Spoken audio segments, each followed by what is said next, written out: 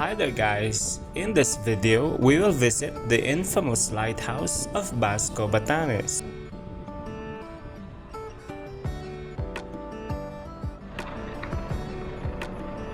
From the town proper of Basco, you can travel for few minutes in order to reach this beautiful destination.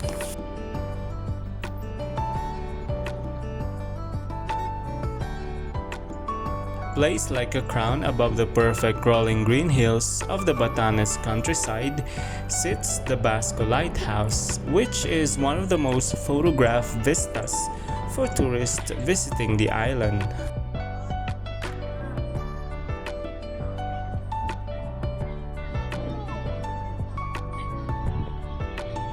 Dito yung reception nila. When I arrive in this place, there is a wedding ceremony that is about to happen, so this is quite an extra attraction for my visit.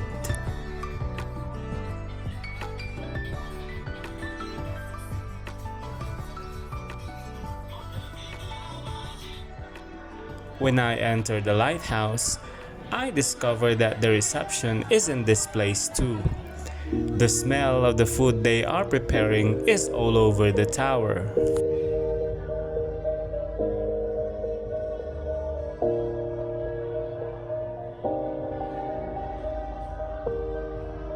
Despite the beautiful commotion, I move to the upper part of the tower and I see some paintings all around the walls, featuring the Ivatan history and culture.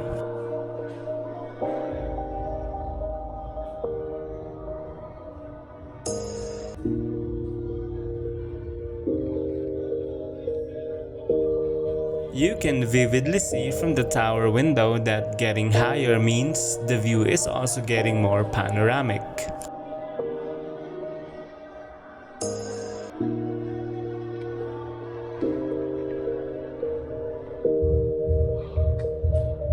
Once you reach the lighthouse view deck, you will have a bird's eye vision of the whole Batan Island.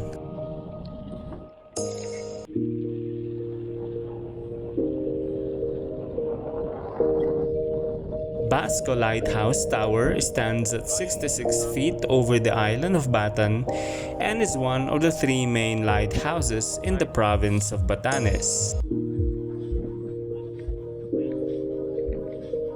There's a wedding reception. Lighthouses like this one function as a guide, hope and security for the mariners' expedition during the night, especially those who wander in the endless ocean waters of Batanes. This is the lighthouse. Since its construction in 2003, it served as a beacon for fishermen and sailors alike. The waters of Batanes is a vital port for shipping, both with huge trawlers coming from the mainland Philippines, carrying goods and supplies for the province of Batanes, and for merchants' vessels stopping off before heading north.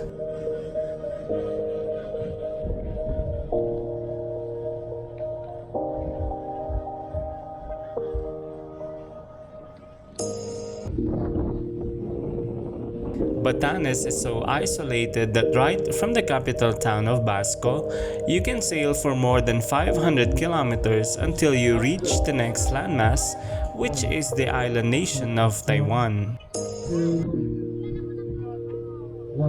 This is 7.5 hours of journey using boat or ship that is so vulnerable to all sorts of strong winds, squalls, and rising seas. Batanes is even closer to the island nation of Taiwan than to its own capital city, Manila.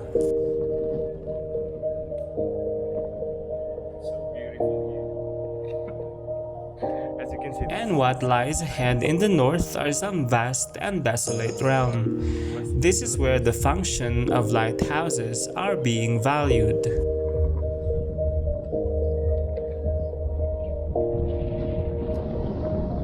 The view deck of this 6-story structure in the 5th floor provides an overwhelming 360-degree view of the West Philippine Sea, Mount Iraya, and the Basco town proper.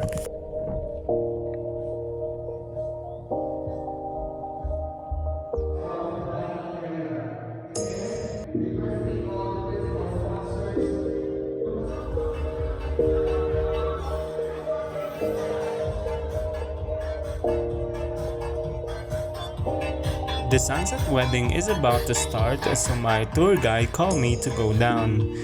A beautiful wedding venue, isn't it?